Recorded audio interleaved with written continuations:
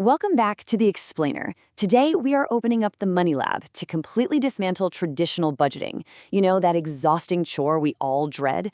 Instead, we're going to build what we call the anti-budget, a system that actually lets you spend your hard-earned money without the constant lingering guilt trip. So let's jump right in. Okay, think of traditional budgeting as basically the juice cleanse of personal finance. It's incredibly restrictive, it's super boring, and honestly, it almost always fails. I mean, think about the last time a friend tried some crazy restrictive diet. For like 3 solid days, they are meticulously measuring out exact portions of raw kale, right? And then by day 4, you catch them housing a family-sized pizza in their car. Traditional finance advice constantly pushes this idea that building wealth is just about restricting yourself 24/7. But human psychology simply does not work that way. When your whole system relies on being bored and restricted, you're literally just setting a trap for yourself. It is a system mathematically designed for eventual failure. Let's be totally real for a second here. Have you ever started a super strict budget, tracked every single cent for 3 whole days, felt absolutely miserable about your life, and then celebrated all that hard work by impulsively ordering $40 worth of takeout? Yeah, it's a wildly universal experience. We try so hard to be perfectly disciplined, we clamp down on every tiny expense, and the pressure just builds and builds until we rebel against our own rules. We end up binge spending just to feel a tiny sliver of freedom again. And that cycle, strict tracking followed by rebellious spending, is exactly why the old school way of managing money constantly leaves us feeling like we're taking 1 step forward and 2 steps back.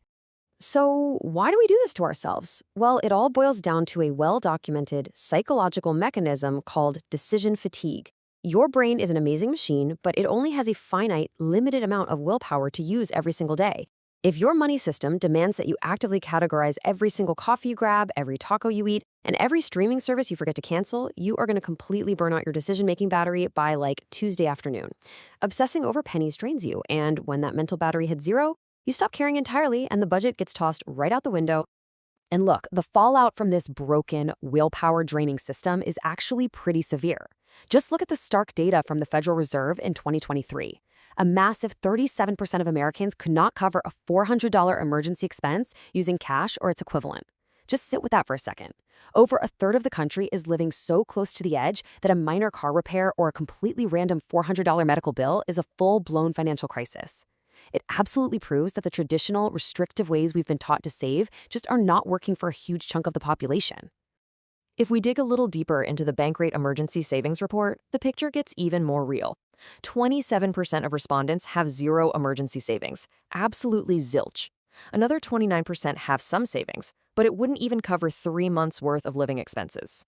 Put those together, and well over half of the people surveyed are walking a financial tightrope without a real safety net beneath them.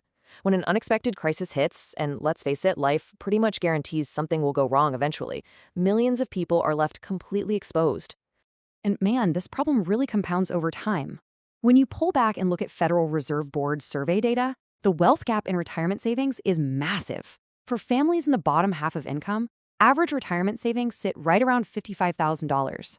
Now contrast that with mid to high income earners at roughly $227,000 and the top 10% who are sitting on about $913,000. When your daily money system relies entirely on you having perfect willpower every single day, the long-term reality is that vast numbers of people get left behind, totally unprepared for their future. We desperately need a system that doesn't demand perfection. So, how do we actually fix this? It starts with a foundational mindset shift. You have to adopt a philosophy called pay yourself first. It's exactly what it sounds like. Before you pay your rent, before you pay the electric company, and definitely before you buy those concert tickets, you take a portion of your income and you pay future you. Seriously, you are the most important bill you have. If you play the game of waiting to see whatever happens to be left over at the end of the month to save, you know the punchline, there's literally never anything left. You have to lock in your own future first. To actually turn that philosophy into reality, the anti-budget uses insanely simple math. We call it the 50-30-20 rule. Here is how it breaks down. 50% of your income covers your absolute needs. We're talking rent, groceries, keeping the lights on. 20% goes straight to future use, so that's your savings, paying down debt, investing. And that remaining 30%, this is the absolute magic of the system. That 30% is 100% yours to spend on whatever you want, completely guilt-free. You want the expensive coffee? Buy it. You want the cool shoes? Get them.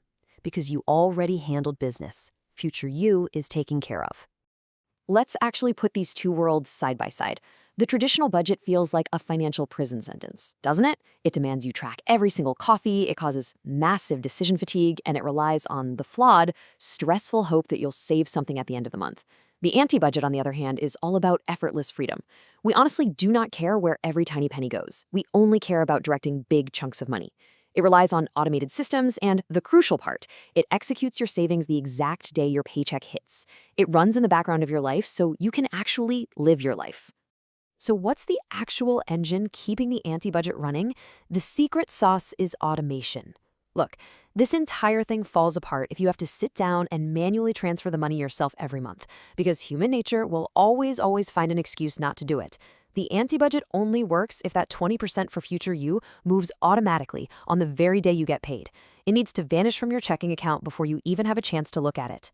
By automating the future you portion, present you is finally given permission to just relax and enjoy what's left.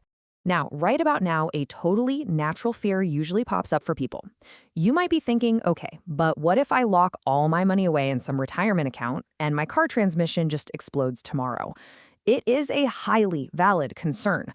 A lot of people avoid contributing to tax-advantaged retirement accounts because they're terrified of tying up their cash and being left totally helpless in a crisis. You want to pay future you for sure, but present you might suddenly need a new roof. So how do we balance long-term growth with having access to emergency cash?